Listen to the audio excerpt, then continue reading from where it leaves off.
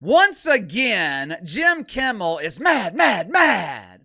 And it's strange because this should be a time of celebration for Jim Kimmel. For starters, he has spent the last few weeks on vacation with his bestie, Howie Stern. They took a romantic trip to the beaches of Mexico where they participated in arts and crafts. They enjoyed nice dinners on the beach as Howie serenaded Jim with his guitar, singing Celine Dion as the sun set.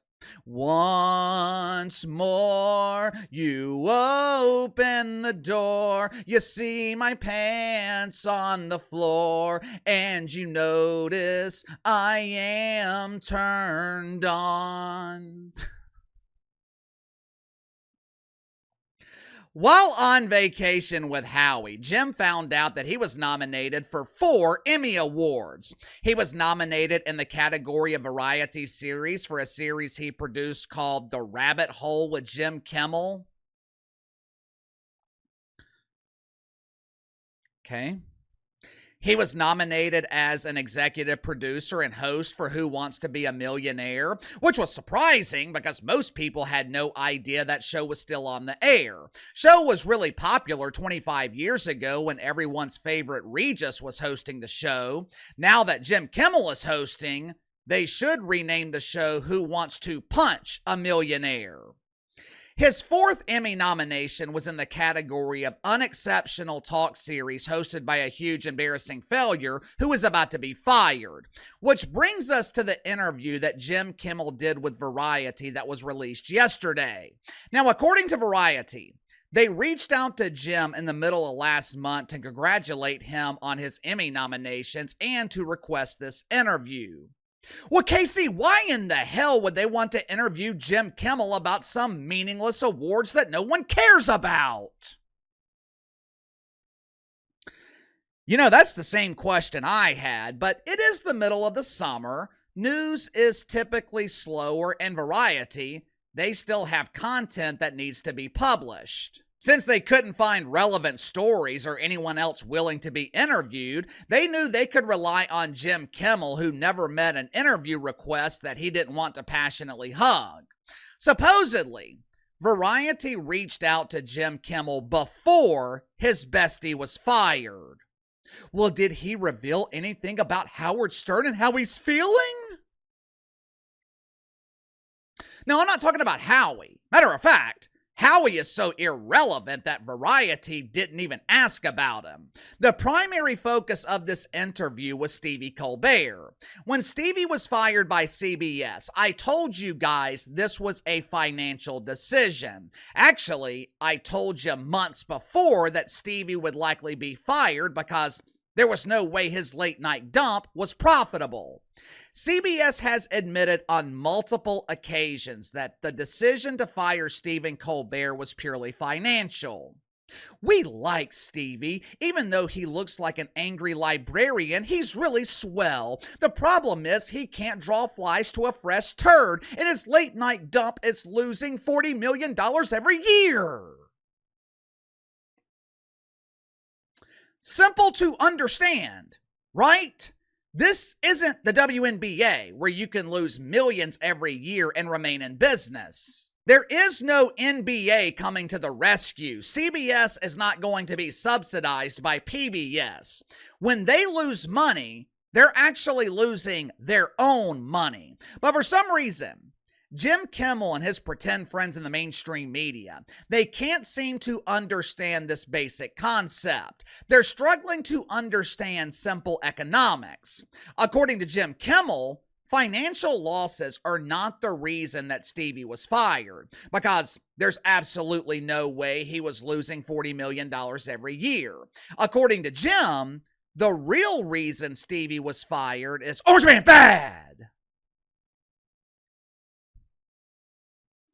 Make sure to like and subscribe. You can follow me on Twitter at KC_BTL84. Let's go ahead and get to the sponsor of today's video, my good friends at Sugar Mountain Trading. Are you struggling with back problems? Do you deal with minor aches, minor pains throughout your day, and you don't want to go to the doctor because all the doctor's going to do is find something else wrong with you? Even worse, prescribe addictive medication that you just don't want to take? I hate going to the doctor. So does my wife, who actually deals with back pain. That's why she has started using CBD lotions and oils from Sugar Mountain Trading. Now, this is not THC. Not going to make you fail a drug test. These CBD lotions and oils, they are specifically designed for rapid pain relief.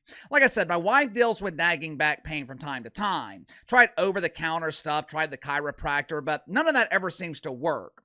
Within 5 minutes of me applying CBD lotion from Sugar Mountain Trading, her pain is gone. I'm telling you, it's damn near magical.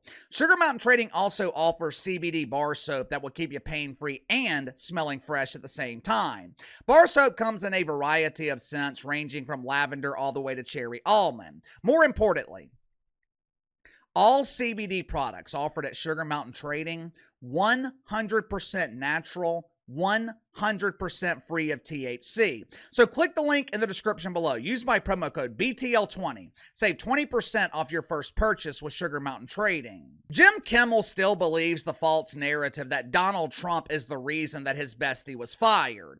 It wasn't declining ratings. It wasn't declining ad revenue, which last I checked, I think ad revenue in late night has declined by 60%.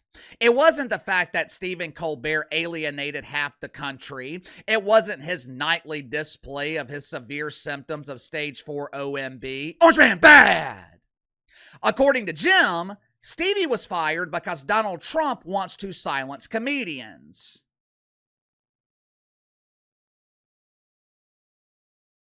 Let's assume for a second that that's true. Let's pretend for a second that the Trumper wants to silence comedians. If that were the case, what the hell would that have to do with Stephen Colbert? How would that impact Stevie? He's not a comedian. Jim Kimmel is also disappointed with normal people because we laughed at Stephen Colbert being fired instead of defending his right to be a failure. If conservatives were being silenced by the government, I would defend them. I'm Jim Kimmel, and I defend free speech.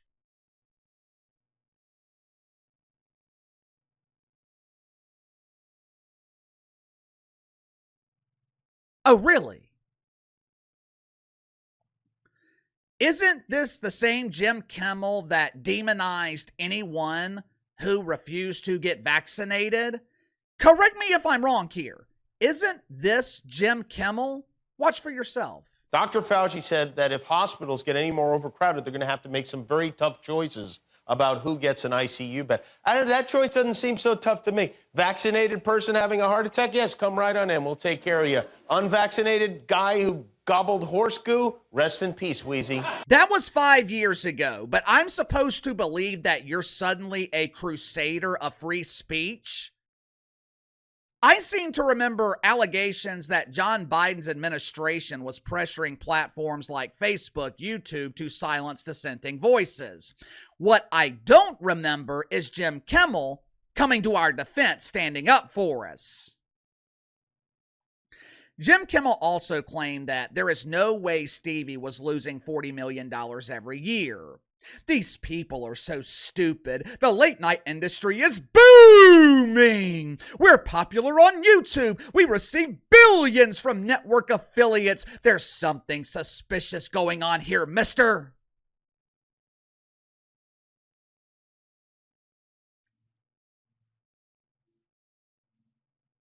I don't know how many times I've got to repeat this. Anytime something on television is struggling in the ratings, they point to their social media impressions. I'm pretty sure streaming numbers are included in television ratings, but Jim Kimmel is mainly talking about YouTube views. Yes, late night segments, not the shows, but late night segments generate millions of views on YouTube. Last month, Stephen Colbert had 78 million views here on YouTube. For easy math, let's just call it 80 million, which means his channel generated probably around $400,000 in ad revenue from YouTube alone last month. Now, that's just a rough estimate, but even if it was $1 million, it doesn't matter. I'm sure CBS is including YouTube revenue when they announced that the show was losing $40 million a year. For an independent content creator, these numbers would be great, but late night television is very expensive to produce. It's damn near impossible to run a late night show based on YouTube revenue alone or Instagram, TikTok. The bulk of the revenue is coming from television, and that revenue is down significantly. You know, the main problem here, and this is why I have doubts that Jim Kimmel and Stephen Colbert will be successful in their future endeavors if they get that opportunity. More than likely, they are going to fail. The main problem here, these dudes are not willing to admit their own mistakes. Instead of taking responsibility for destroying an entire industry, they want to blame the Trumper. Donald Trump did not destroy late night. You did. Donald Trump did not alienate half your audience. You did. There is a simple solution to this problem in late night television. A couple of weeks ago, Jimmy Fallon demonstrated the solution. He invited Greg Gutfeld on The Tonight Show, which would have never happened last year. It was the most watched episode of The Tonight Show in the last 2 years, 1.7 million viewers. The video on YouTube eclipsed 1 million views. For comparison purposes, Jim Fallon interviewed the Jonah brothers. That interview had 150,000 views. This is not hard to figure out. People aren't watching late night shows to be indoctrinated. They're not watching these shows to hear Jim Kimmel cry about pretending to move to Italy because the Trumper is in the White House. People watch late night shows or anything to be entertained. If you refuse to entertain them, they'll find someone who will. Sound off in the comments below. I'll see you guys tomorrow.